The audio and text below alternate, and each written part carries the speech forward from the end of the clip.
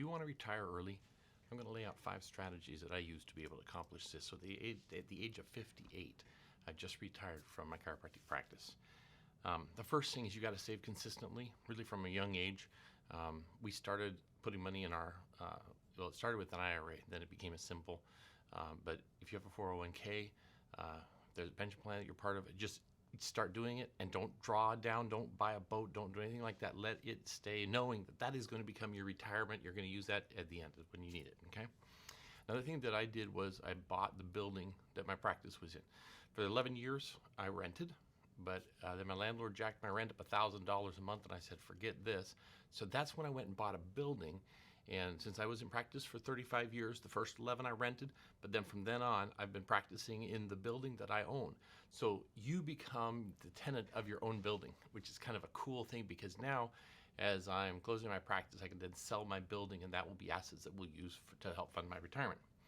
Another goal that you should have is to pay off your house. Don't stick with the mortgage, because in retirement, you've got to be able to have lower expenses. And if your house is already paid for, you don't have a mortgage payment anymore, right? So that's really something that you want to make as an aspiration, and you should lay that groundwork so that can happen before you are able to retire.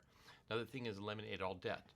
And this is very important. A lot of people have car payments, and they buy a new car and they just get used to the payments. I've got, in fact, my wife and I made a goal. The last thing we have is to pay off my car, and that we're going to try to have that done before I retire, and that actually is going to be the 31st of this month. So that will allow me to be completely debt-free at the time I go into retirement. So that's exciting. The other thing is you've got to save up enough money that you can live off a certain percentage, and financial advisors talk about like a 4%, that if you withdraw no more than 4% from the money you have invested, then you'll be able to make it last your lifetime. So that's, let's say you have $1 million. 4% of that would be $40,000 a year. So one of the things you've got to do is make sure that you have minimized your expenses. So by paying off your house, then you're not going to have a mortgage payment, right? You see how that works, and then you don't need as much money in retirement. Plus, you can start thinking about Social Security eventually, those sorts of things, or maybe having a side hustle and generating some income, those types of things. So now, to be fair, there are a lot of videos and things that I found on YouTube talking about the financial independence, retire early. And I don't think I really fit. I love, some of the videos are really fun to watch, and I would encourage you to do that. But for me, I love chiropractic, and I love my job. I wasn't looking forward, I can't wait till I can retire. No, I probably would have worked longer. I mean, this was I practiced for 35 years. I mean, I probably, if it weren't for COVID, I probably would have continued to practice even now. But 35 years is a long career, and it's wonderful.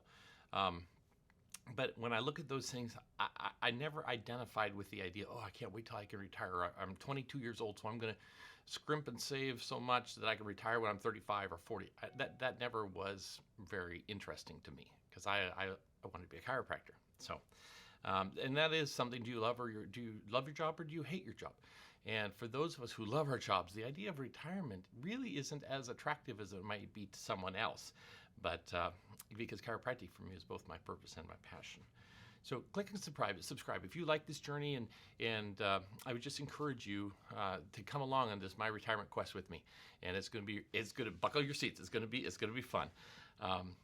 Another thing that causes people to enter into retirement is our health issues, and often it is a spouse or a loved one, perhaps a parent, who needs further care, and you need to have time available to care for them. One of the things in my journey was the fact that my wife has a mold toxicity issue, and it was causing some neurological issues and things of that nature. So we've had to do quite a number of things, and if you're interested, I could make a video about that. I mean, it's quite a journey, and we're still on it, but what we had to do to fix our house and some of those sorts of things. So it's been one of the things, because taking care of her and supporting her has become a higher priority in my life. So being retired is going to allow me the option of doing that. So anyhow, and the other thing, even though COVID is a health issue, I put it as a separate bullet point here, because this has definitely impacted me. It's an estimate that I was reading says up to as many as 4 million people who are 55 or older have had to retire early because of the impact of COVID.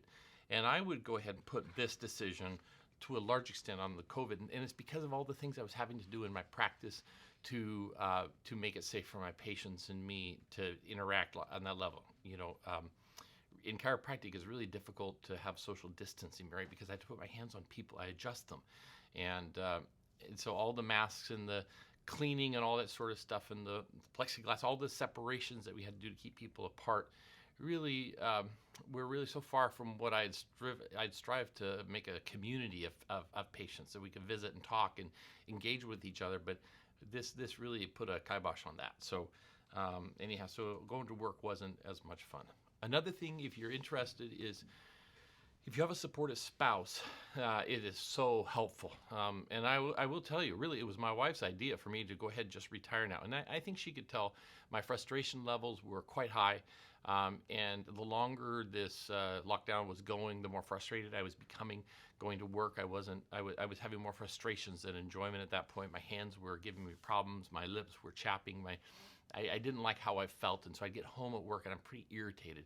And to be fair, a lot of you have to go and work in much rougher environments. And so I don't mean to belittle that at all, but it just meant that after this many years of practice, I didn't want to be in this environment. I'd rather not be going in and practice if I had to practice like this. Another thing is, when I turned 57, I started thinking about my dad and my grandpa. My dad was a chiropractor, and he sustained a stroke at the age of 60. He'd had a heart surgery, and they put him on some medication to prevent a blood clot from forming, but inadvertently taking that blood-thinning medicine caused him to have a bleeding stroke. And so he had a brainstem stroke and really was never the same after that. And so I was thinking, if I was going to have a stroke at 60, how would I want my last couple years to be, sort of a thing. So I had that in my mind. Another thing, my grandpa was a medical doctor, and they were in the process of moving his office from his office to his home so he could keep seeing some patients there. And he also had a stroke, and so he was just in his 70s. So now that I'm 58, those numbers are totally different than when I was looking at that as a 20-year-old, you see. And it feels a lot more personal, and I start to realize, wait a minute, I only have a few more years. Now, the ladies in my family did great. I've got both my grandmas lived into their hundreds. So one lived to 103, one 104, but the guys didn't do so good. So anyhow, the other thing is planning for retirement. This is going to be something that we'll be developing here over the months, and I hope you'll be on that journey with me. Make sure to like and subscribe and that sort of thing. It's going to be a fun journey. And if you're interested in this, put some comments down below about some things that you'd like to be able to do in retirement. And do you want things about grandkids, pets, traveling, all these sorts of things? So I've got some ideas, and it'll be fun to see kind of what you say, and the things that you put in the comments will help direct this thing. And the final thing is we got to pull the trigger. And once the decision is made, you've got to just go. When we left on our Christmas vacation to Minnesota to be with our kids, there was no intention to retire at that point. But when the extension of the lockdown was put in place, I just told my wife, and she said, let's just go. So from then on, boom, we're moving. And I said, well, I could prolong it or delay it, but she said, no, just if the decision is this, let's go ahead and just make the decision and act on it. So we pulled the trigger. Now, so I'm reading a lot of books, and I think I'm going to be doing some interview of some of these authors, but there was a book called Ready to Retire, and I'm going to go ahead and put a link to this because I think it's an important idea. It was written by Lindsay Green, and her book deals particularly with issues that men face upon retirement, and she talks about the 4 Ds: drink, depression, divorce, and death. So you go, ooh, that's a bit of a downer, but it's I think it is something that we need to consider. And she talks about her dad and how he had a really vibrant retirement, and I want a vibrant retirement. How do we do that? And especially as a man, how do I do that instead of just kind of curling up in a ball and sitting on the couch and watching TV? How can I stay engaged and involved in life and contributing, those sorts of things? So music is one of the things that's going to be a big part of my life. You can see the guitars, and I've actually built those guitars that are behind me. I also have put on my computer, I have a couple CDs, because my brothers, the Day Brothers, we've produced 5 CDs now. And so these are our 2 newest ones. One is called His Embrace, the other is Blowing Off Steam. And I'll have links on those below. So on the video, if you go down to the comment section, go down there, explore a little bit. It's going to be a lot of fun. I'll try to put a lot of things there that can be good resources for you to follow. But as we embrace retirement, let's see where this journey leads us. I hope that together we can step into an amazing adventure. I'm looking forward to our time together next week. and let's make my retirement quest become your retirement quest. Thank you.